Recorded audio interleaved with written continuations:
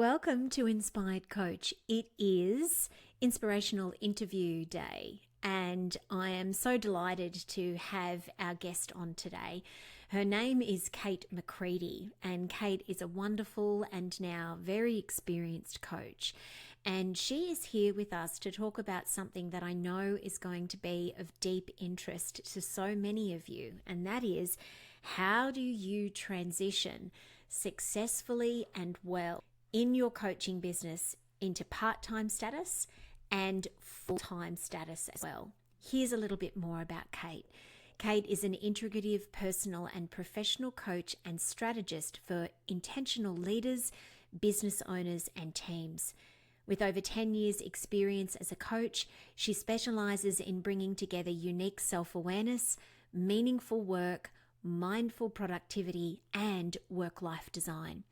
Through her coaching company, Leading Beings, Kate supports her clients to access their unique ways of being, working, and leading to align, flow, grow, and evolve for meaningful impact and conscious success in business, work, and life, so they can make the most of who they are and all they're here to create from the inside out.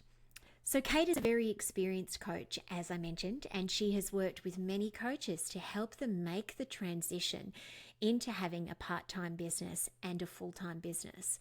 This interview is so good because Kate is such a clean, clear, and direct communicator, and she has getting messages across that I think are just really foundational in a way. And that's what I think this interview really has as a strength, in that it has foundational information that you need to know if you are somebody that wants to take your business into part-time status or full-time status. There is in particular one very, very key thing that Kate talks about in this interview that she believes, and I agree with her, has to be present for the leap to be made into part-time coaching and full-time coaching. It might be one that comes as a surprise to you. It might be one that you're thinking to yourself when you hear it, yep, I pretty much knew that that would be the case. Either way, Kate speaks the truth in this interview about that being a foundational thing that must be present for the step to be made into part-time and full-time coaching for you to build a sustainable long-term coaching business for the future. I hope you love this one ahead. Kate McCready, hello to you and welcome to Inspired Coach Podcast. Hi, Julie. Thank you so much for having me. I am really, really excited. I actually just said that before I pressed record, but I really genuinely am excited to have this conversation, and I already know that it's going to be a very popular and well listened to episode because of the topic and the fact that it's a topic that many people who are a coach or desiring to become one have a dream for themselves in the future. And that is for them to either run their business as a coach part-time and maybe let go, at least in part, of some of the full-time work that they might be doing now, or even further than that, actually work in their business as a coach full-time. And we're really, really blessed to have you as such an experienced coach here today to talk to us about this. And I know that you've worked with and coached and mentored and business strategized with many coaches in your realm and your career. And so it's great to have you here. Let's start with the basics. Kate, for anybody who is a coach right now or establishing and becoming one, that is thinking to themselves, gosh, I'd love to be able to at least get myself to a point where I could do this work part-time, I could be in my business part-time. What are some of the absolute foundational things that need to exist, according to your opinion, in their business for that to be possible? Yeah. Oh, such a great question, Julie. And I think almost before we talk about the foundational things that are required in their business, you almost need to take a step back and go, well, what is my life situation and what am I working with in terms of the transition that I need to make? So I do the business coaching with coaches and other people, but I also do a lot of career coaching. And what I really encourage a lot of my clients to do is to develop a transition plan that considers your personal circumstances, because I can say what one person needs versus another, and it's going to actually be completely different based on things like, what are you responsible for in your life? If you are a 20-something just out of uni and you've gone and done your coaching certificate and don't have any ties and you can live anywhere you want and it's just you, that is a very different scenario to if you are 40 and have done your coaching training and have a mortgage and have 2 kids and have an aging parent that you're supporting. So you have to think about your own life situation and also your risk appetite and your financial circumstances. So even, you take those 2 scenarios and there could also be different financial circumstances within those scenarios. So know where you're starting from and what you actually need to support your lifestyle, because your life and your lifestyle, because it's going to be different from person to person. So get really clear on your numbers. That's probably the biggest first piece of advice. Yeah, and you know what, Kate, let's just dive in here, because you've taken us back before that question. We'll come back to the question, but this is a really good place to dive into a little bit further. There are many, many things there that I want to unravel with you a little bit.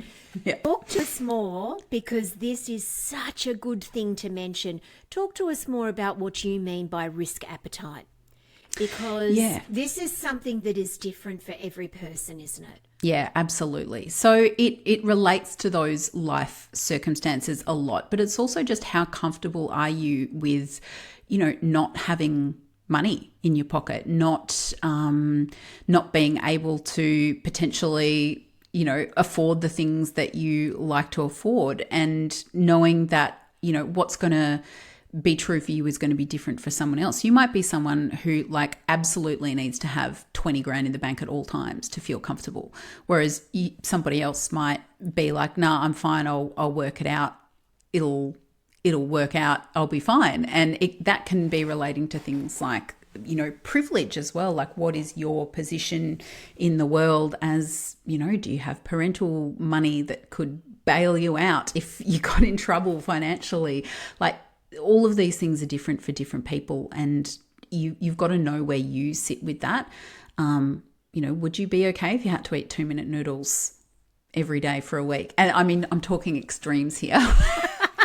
But these are the things that, if you're going to start a business and, do you want to kind of maintain a comfortable lifestyle as you start that, or are you happy to scrimp and save and, go to the bare bones while you do it? And that completely changes your trajectory and how you're going to go about things. Yeah, and usually for most people, of course, they're not going to be prepared to be at the end of the 2-minute noodle spectrum. It's going to be somewhere, but they're also probably prepared, because I think all of us have to be. I certainly know I was when I first went part-time and even full-time in my business, to understand that there are sacrifices that may need and likely will need to come from that. Yeah. And knowing those things in advance, or at least attempting to be honest and real with yourself about what those things might be in advance, is really, really important, isn't it? Yeah, absolutely. Yeah. Yeah. Okay, so I really want to honour and acknowledge what you said as well, Kate, about the different life circumstances that we may find ourselves as emerging coaches and business owners, around what may be possible for us, even in regards to time frames, when it comes to our own lives. Because yes, someone who is footloose and fancy free at 26 is might be very different to somebody who, as you said, is a parent of 3 children, or maybe a full-time carer for an elderly or aging parent, or just simply from a chronological age perspective might be 57, and therefore finances and things are in a very different a very different state. And we have to take these things into account. And this is also one of the reasons why, and I'd love to just get your thoughts on this, Kate, before we go back to that foundational question. It's why we have to be really, really careful, don't we, when we see mark out there that says things like, follow this blueprint, you can have a 6-figure business in 6 weeks. Yeah. Because blueprints don't take into account people's life circumstances, do they? No, they don't. Absolutely. And it is going to take time to build up your coaching business. And I think that's what a lot of people don't sometimes realize. It's time and energy to get there. And it's, you know, we were chatting about this before the call started. It's like the time and energy and effort you invest in your business, I would say, is almost directly linked to the output. And you know, there's other factors, of course, but if you don't have the time to spend on it, it's going to be a lot harder for you to build it up. Or it's not going to be harder, but it's just going to take longer. And that's just the reality of it. So I think, you know, having those life circumstances in your mind and knowing what you can actually devote to your business is something else. And if you're, you know, doing it on the side of another part-time job, or you're trying to build up in amongst a full-time job or a full-time load, whether that's parenting and working or whatever it might be, yeah, it's you've got to create the space within that circumstance to build up to it. Absolutely. Yeah, so great, Kate. Thank you for mentioning all of those things. So let's now return to some of those foundational things that need to be present in your mind for somebody to maybe reach that decision of sending that email to the boss one day to say, I'd like to be cut back to part-time, or somebody just making that decision. What sort of foundational things must be present, do you believe, in a business for that first leap to be made well? Yeah, I would say that you need consistency of income coming in with clients if you don't have some kind of financial backing in another way. So again, based on your scenario, if you don't either have some kind of savings in the bank that you can fall back on, or somebody in your life being able to support you financially, I think you need to have consistency of income. So that means clients coming in regularly for discovery calls that you are converting into actual clients on a regular basis. And I say regular as really important because there's ups and downs, I think, within the coaching kind of client cycle, and that can relate to things like economic conditions. It can relate to, you know, the seasons of the year. It can relate to all kinds of things. And so knowing that you've got that regularity and you're not seeing massive spikes and massive dips all the time, I think that's really important. And that will show you that you have a good foundation to move into part-time. What else do I think you need? Look, I think that's really the main one. And I think there's a few things wrapped up in that, like I mentioned, but it's that consistency. And I think it's, being confident in yourself as a coach as well. There's an element to stepping out and calling yourself a coach that I think a lot of us, I know certainly when I started coaching, that was a really big hurdle for me. And it was when I felt confident and could stand out there, and rather than saying the other things I did first and coaching second, I could stand out there and say, I am a coach. I think that's really important because you've got to really get behind yourself as a coach. You sure do. You have to own it. Like, and I think that it is it's a foundational moment for anybody that's been in a position where, for whatever reason, they haven't owned it, and it's probably more common than people realise. It is a foundational moment, like a line in the sand, stepping over sort of thing, where you do reach that point, because it's very hard to get people to believe in who you are and what you do if you fully don't. It's not impossible, but it certainly does make it more challenging. There's no doubt about that. Kate, can I ask, I know that this is a slight veer, but I'm actually just really interested in your perspective on this, because I know that there are going to be a lot of people after listening to your wisdom in this show are going to go and have a look at your website, which I love. And I think is absolutely, it's beautiful. It's beautiful. And I think one of the things that makes it beautiful is quite different. It's really unique, you know, the choice of fonts and photos and the way that it's set out. I happen to be somebody that believes that a coach's website is really important when it comes to the level of success and client attraction that they might be desiring in their life. Can you tell us a little bit of your own thoughts on that? Because I consider this to be one of the foundational things before someone leaps that better be pretty good. Yeah, that's really interesting. I think it depends would be my answer. Okay, great. Because I think in a lot of the space that Beautiful You coaches are operating, I think you're probably bang on. I think a lot of people look at the website, it's a sign that someone is professional. It's a sign that somebody knows what they're talking about. And I think as well, it's not just the looks of the website. It's how you communicate yourself in the website. It's your copy. It's your values. It's all of those.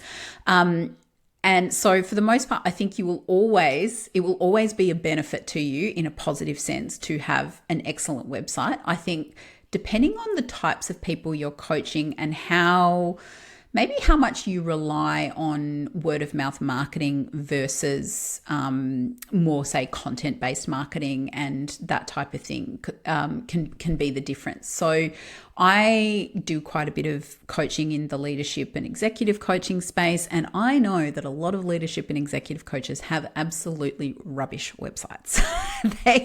There's just something about some of them. There's a lot of blue and a lot of red, and they're just like a lot of not my favorite thing. But they seem to do all right. And sometimes it's more about that they've built a reputation, that they're getting out there in other ways. So often those types of coaches, they might have other parts to their marketing strategy that are not so much about their visual brand. So they might say speak at organizations a lot, and they've got a whole marketing funnel that's actually based on getting in front of people in a room, and that's how they get their clients. Whereas I know a lot of Beautiful You coaches, they're more operating in a more, life space. There's a business space, but there's often a lifestyle element to that. So often, people might be coming to you via Instagram or via a podcast. Mm-hmm. So therefore, the first true interaction they have with like deeper content might be your website. So that is therefore far more important. But you've got to know what kind of coach you are, where your audience are, how you're attracting people. But yeah, the website I think is very important, but also how your website can be structured can make a difference too. I remember a distinct point in my coaching journey where I changed the structure of my website, and it had a huge impact on the number of people that booked discovery calls with me, just by a tweak in how I, set up my pages. So, there's even elements like that can make a big difference in your coaching business. Absolutely. And everything that you've mentioned there about the functionality of websites is absolutely what I'm talking about here as well. It's not just about how slick or pretty something might look. It is about the copy. It is about, still to this day, I see coaches out there where I can't find their full name anywhere. They refer to themselves by their first name, and I can't see their full name. A contact page being very hard to find. How to go about actually booking one of those discovery calls that you just mentioned. Hard. And here's the thing, everyone. If people find things hard at that stage, they tap out. And they go somewhere else to where it's easier. Yeah. Things are so fast these days. Yeah, and I think you've hit on it there. They go somewhere else. It's like that's another reason where I think the website is really important. Like even in that more corporate coach space that I was talking about, if someone is trying to make a decision between you and somebody else, and at the end of the day, you have the beautiful website, they're probably going to go with you. Yep. Yeah, exactly. So, Kate, you mentioned the number one thing, consistent clients and income before making that step to part-time, and I couldn't agree with you more. If that's not in existence in some way, there is a direct line, a funnel there of basically money, let's be honest, that makes that next leap very, very challenging, unless, of course, you're prepared to make it, knowing that you could live on the part-time income as it was, and then uncertain levels of income with, part-time, which is still the case anyway. Yeah. But tell us about then the difference that you think needs to be in place for somebody to go from part-time to completely then letting go of any sort of regular salaried income. Because it's one thing to make the leap where you still have some level of income coming, to then make the next leap to be full-time in your business and that level of income, essentially that financial safety net from another job no longer being there. What has to be in at that level? Yeah, I think at that level, it's stepping up from that. It is having that consistent income that it is enough to cover your lifestyle as you want to continue to lead it. Having said that, though, I think there's often a bit of a tipping point where you almost have to go slightly before that point, before you're ready, because you need to invest the time that will allow you to make that more money. And again, I would say anybody in this situation, do your numbers and go, okay, if I take this extra day away or 2 days away from my, my part-time job and can then spend that on coaching, what will that allow me to do? Do I have a wait list of clients that can then come into my business when I do that? But sometimes as well, it's like maybe you know that you haven't had enough time to spend on your business. And if you just have that time, that's what will enable you to make that leap. If that's the case, then having a bit of some kind of security blanket, having saved some money so that you can make that leap, I think is a good way to think about it. Or, let's say you've got a partner and they say, all right, I'm willing to take a bit more of the load while you make that tricky transition. The other thing that I think is really important is having a bit of a diversified income stream.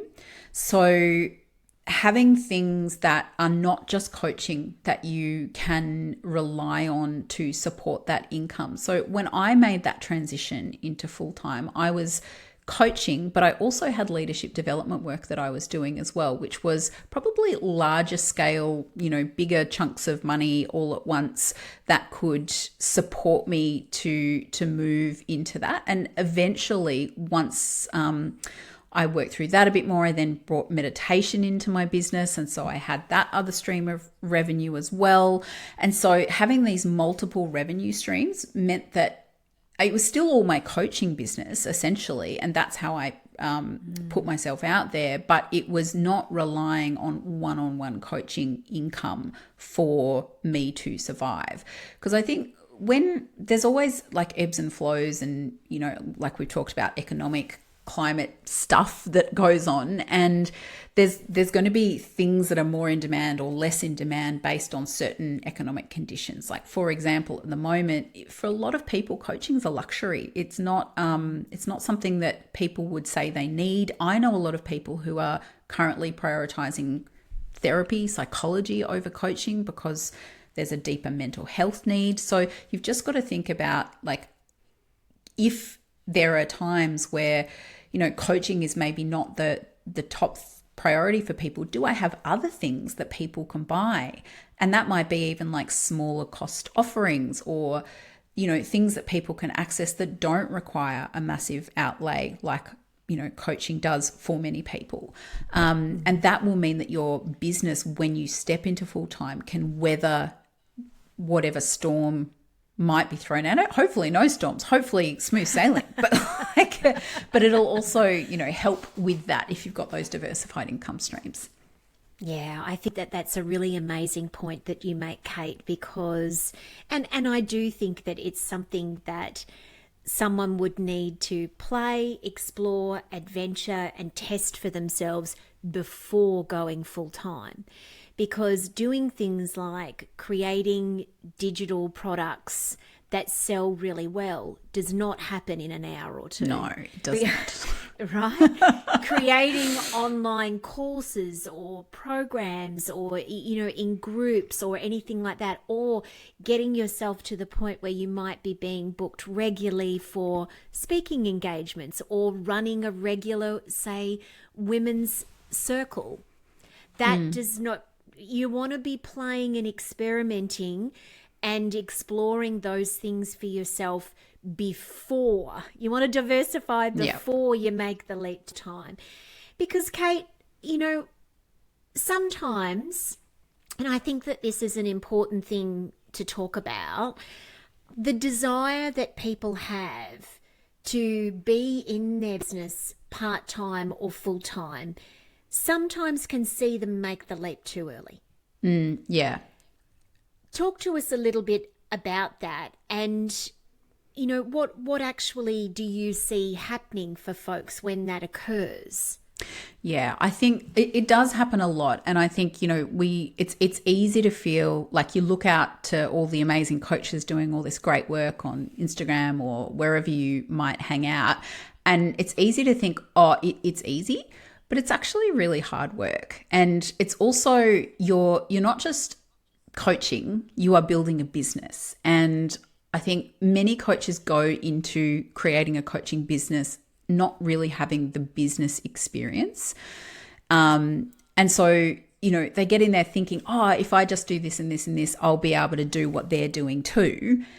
Or I'll follow, like you said earlier, the however many steps to success formula, I'll be able to do it too. But, we're not all starting from the same baseline. So in those scenarios, I see people get into that situation and then they're not making it work. They end up thinking it's all them. I'm the one doing it wrong. That hits the confidence.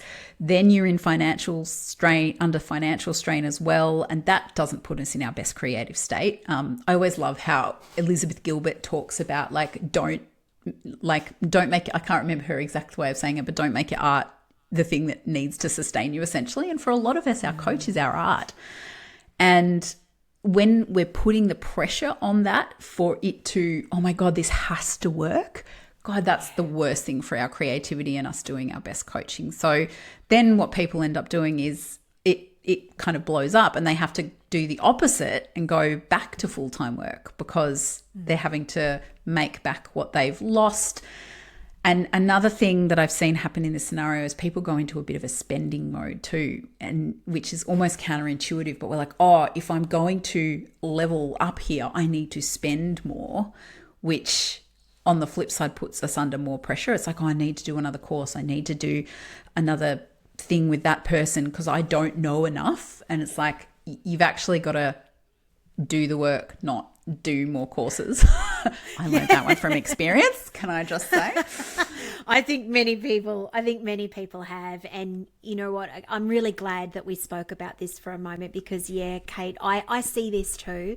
And it's something that we are always, which at times feels like the opposite message that we send to so many other schools and marketers out there, where we say, please don't leave the safety, the security of your paying work too early. And I think if it's one thing, because the mess that it can create for you is much, much more significant and bigger than it needs to be. You could be absolutely incredible at what you do, but if you leave behind the security of income too early and you don't have many of the things or all of the things Kate's been talking about today, your business can fail. And that's not because of your skill. It's not because of how great you are, but just that the timing of things was not right. And I think if it's one thing that I really want to get across to everybody listening today, is that Kate has made it really clear, and I agree with her on both points. For you to move into your coaching business part-time, you need to have a consistent level of income. You to then go from there to full-time, you need to have a greater level of consistent income. It sounds so boring. I know, but that's it, isn't it? I mean, It may be boring, but it is the absolute truth. Now, could you do it? without those things and it work out for you? Yep. It could. It could. But that's going to mean that your risk appetite is huge.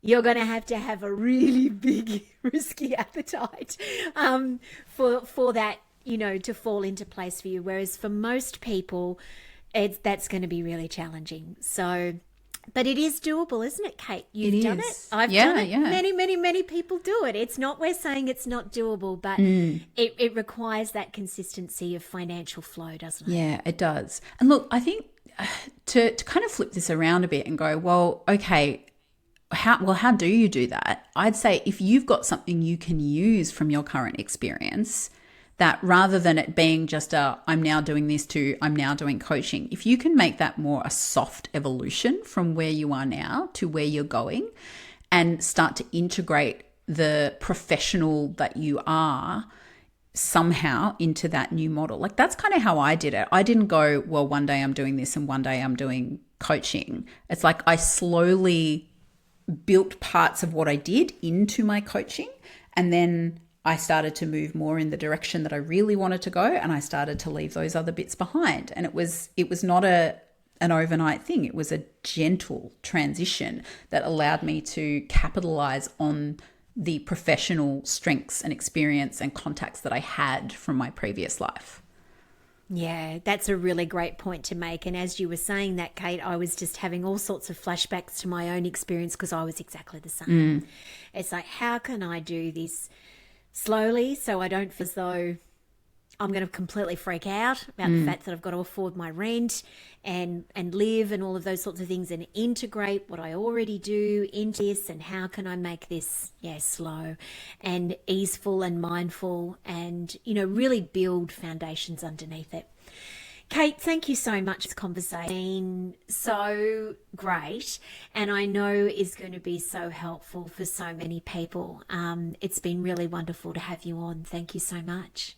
Thanks so much for having me, Jules. It's an absolute pleasure, and we will make sure, everyone, that you are guided to Kate's amazing work. And check out her website. It's beautiful. Thank you.